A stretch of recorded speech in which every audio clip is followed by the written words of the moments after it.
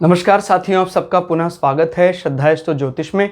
आज हम लोग कवर करने वाले हैं सिंह लगन की कुंडली में यदि बृहस्पति एकादश भाव में बैठे हैं तो क्या फल है। हम ये भी कह सकते हैं सिंह लगन की कुंडली में मिथुन राशि का बृहस्पति किस प्रकार का फल देता है। इससे पहले हम लोगों ने चैनल में सूर्य, चंद्रमा, मंगल और बुध की कंप्लीट वीडियो रिकॉर्डिंग भृगु सरल पद्धति अनुसार अपलोड कर दी है।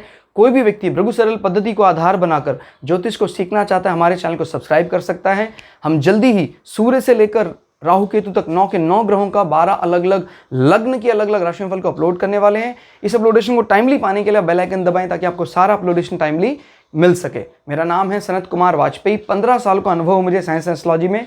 हमारे बारे में और अधिक जानकारी के लिए सिंपली गूगल करें, सनत वाजपेयी लिखें, आपको हमारे बारे में कंप्लीट इन्फॉर्मेशन मिल जाएगी। तो आइए शुरुआत करते हैं आज की क्लास का।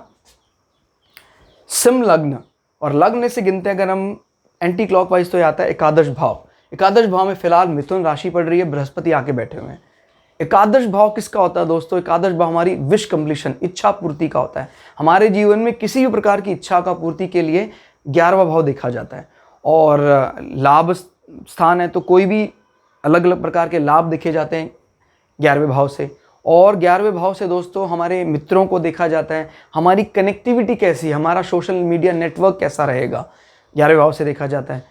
11वें भाव के मजबूत होने पर हमारे घुटनों के निचला हिस्सा, इसकी मजबूती की पुष्टि होती है।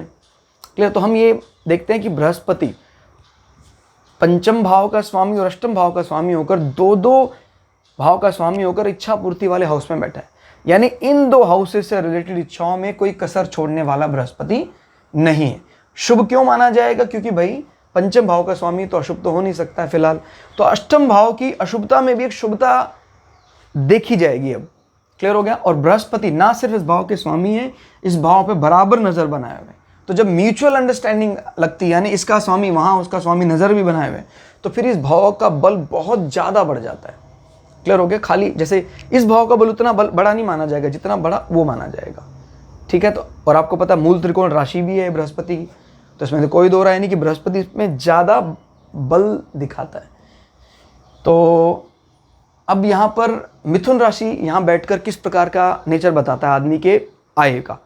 आदमी अपनी आय को लेकर बुद्ध की तरह थोड़ा सा खुश मिजाज और हंसमुख, और क्योंकि मिथुन राशि बड़ी रोमांटिक है, और तो इसलिए ये अपने आय को लेकर बड़ा ज़्यादा सुखद मिजाज वाला दिखाई देता है। और उसमें बृहस्पति जैसा ज्ञान का जब देवता बैठता है, जो आपके पंचम भाव का स्वामी भी है और अष्टम भाव का स्वामी भी है, तो ये बताता है भाई आप अपने जीवन में सारी इच्छाएं पूरी कर पाएंगे रिलेटेड टू योर एजुकेशन।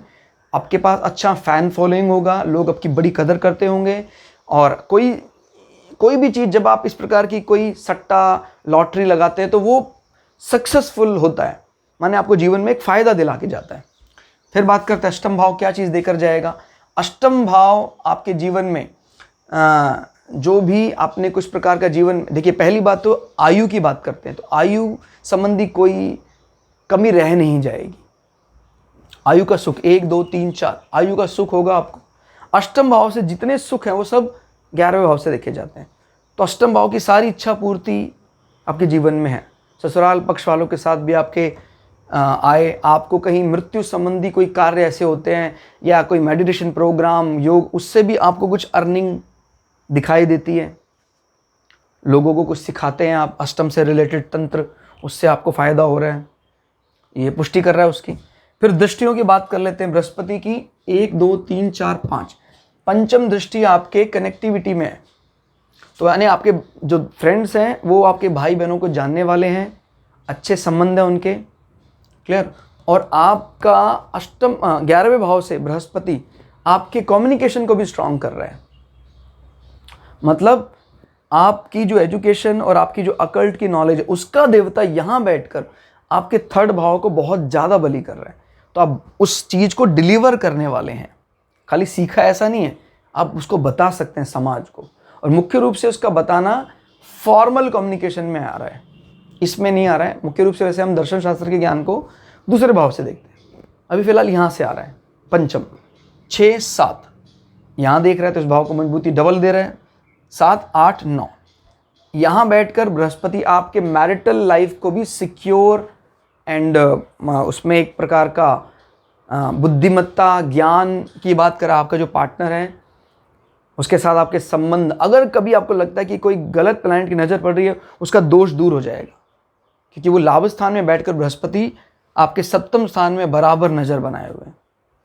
इसकी शुभता को और बढ़ा रहा है, संबंधों को प्रगाढ़ करेगा, कभी कोई संबंध विच्छेद की कोई बात नज़र नहीं आती। जैसे मान लीजिए शनि खराब स्थिति में है और कोई कहता है कि भाई आपके जीवन में तो हो सकता है भाई शायद डिवोर्स जैसा केस बन जाए, कुछ ऐसी बात चली जाए, शनि नीच का हो जाए यहाँ पर जाकर, लेकिन बृहस्पति की अगर यहाँ नज़र पड़ती है तो कुछ आपको चिंता करने की जरूरत नहीं है। अंततो गत्वा बृहस्पति बुद्धिमत्ता से उनको मिलाकर रखेगा। तो याद रखिए, कभी कोई भी ग्रह खराब स्थिति में हो, जैसे चतुर्थ भाव में मंगल चंद्रमा की राशि में बैठकर नीच का हो जाता है, और चतुर्थ भाव आपको पता है घर की शांति के लिए बताता है, लेकिन अगर चंद्रमा के घर में बैठकर मंगल डिस्टर्बेंस क्रिएट कर रहा है, बृहस्पति की नजर पड़ जाए उस पर, तो मंगल फिर शांत हो जाएगा। कहता भाई गुरु है तो बृहस्पति की नज़र का बड़ा फायदा है। कई विशेष बातें हैं जो हम लेक्चर के दौरान ऐसे डिस्कस कर लेते हैं, और वो बातें हम जनरली अलग अलग उसके लिए लेक्चर रिकॉर्ड कर पाना पॉसिबल नहीं होता। इसीलिए आपसे गुजारिश करेंगे कि जितनी भी हमने वीडियो सीरीज अब तक अपलोड करी है, सिलसिलेवार ढंग से अगर आप ज्योतिष को सीखना चाहते हैं, आपको देखना चाहिए, एक प्लेलिस्ट उठा लीजिए, शुरू सूर्य वाली पूरी खत्म कीजिए, उसके बाद चंद्रमा, फिर मंगल, फिर बुध। इसमें इतना ज्ञान भरा पड़ा है कि आप अपने आप को एक परफेक्ट एस्ट्रोलॉजर मानने लग जाएंगे। मतलब मैं अपनी बड़ाई नहीं कर रहा हूँ, लेकिन पूर्वजों का दिया हुआ ज्ञान, देवताओं का आशीर्वाद जो थोड़ा बहुत है, वो आशीर्वाद उनकी कृपा से आपके साथ शेयर करने लायक जरूर हो गया हूँ। तो दोस्तों आज की इस क्लास में इतना ही, मिलते हैं अगली वीडियो में, तब तक के लिए जय श्री भृगु पराशरा, जय श्री शुक्राचार्य, नमस्कार।